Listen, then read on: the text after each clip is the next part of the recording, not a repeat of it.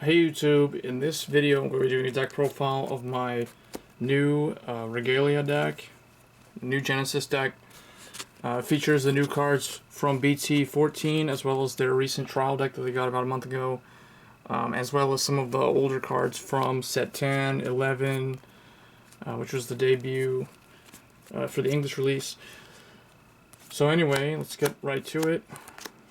For the main Vanguard, I'm running 4 Minerva or Omniscience Regalia Minerva.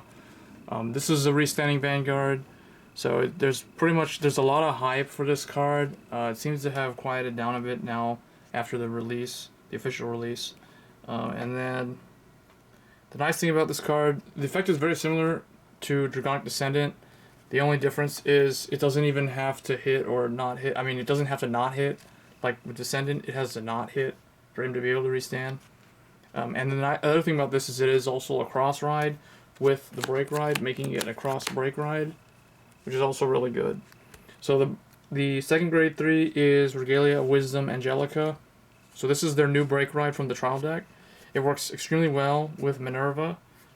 So anytime if you play against a Minerva deck, most of the time this will be the grade 3 lineup. It's pretty much the most standard one. For grade 2, 3 Witch of Ravens Chamomille. Originally, I did not plan on keeping this in here. It was in my previous Genesis deck, which was actually Artemis. And I used to run 4 of these, but this is still a very relevant card for Genesis, mainly because it does help you improve your field presence.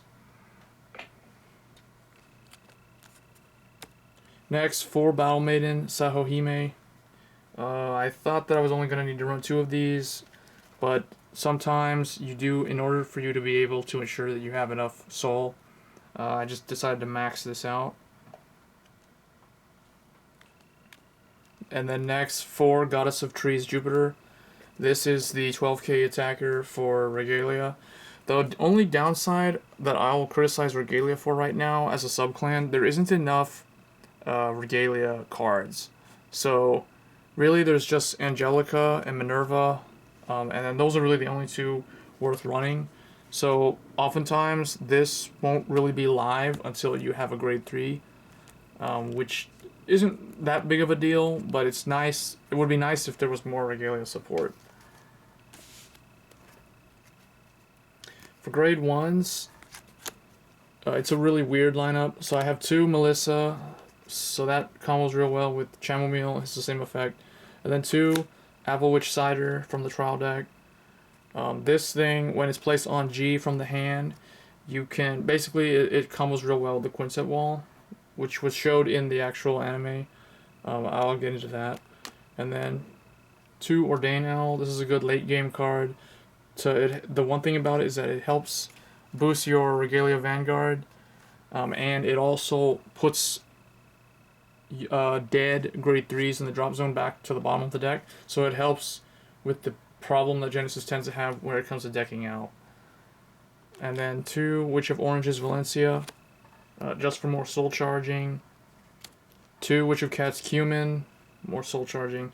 And then here's where the Sentinel lineup comes.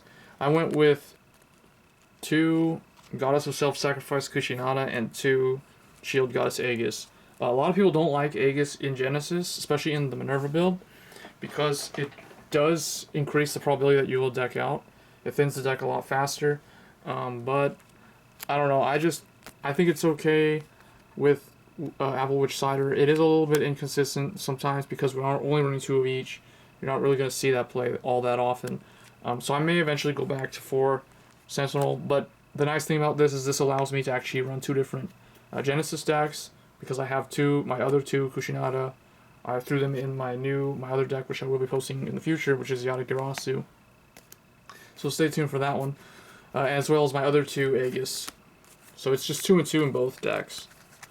So that's the grade 1 lineup. For the grade 0s, the trigger lineup is just 4 heal, and they got a new critical from the trial, and just 12 critical.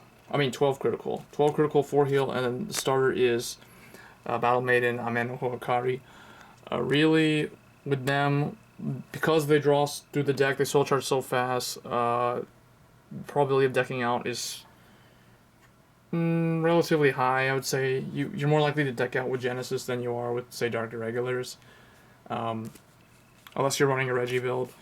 But even then, I would say the draws are unnecessary. And the nice thing about running, the other thing I will mention, because this is often overlooked, but when you run 12 critical and no draws, you have more 10k shield. So this makes Aegis a better card than if you were to say run 8 critical, 4 draw. The draws are only 5k, so if you top deck them onto the Guardian Circle with her, that's only 5k shield, whereas with you running 12 critical, it improves the chances of you getting more shield. So it makes her more effective. So I hope you guys enjoyed the video. If you liked it, hit that like button, it helps a lot. And if you want to see more Cardfight Vanguard videos in the future, don't forget to subscribe. Anyways, guys, take care.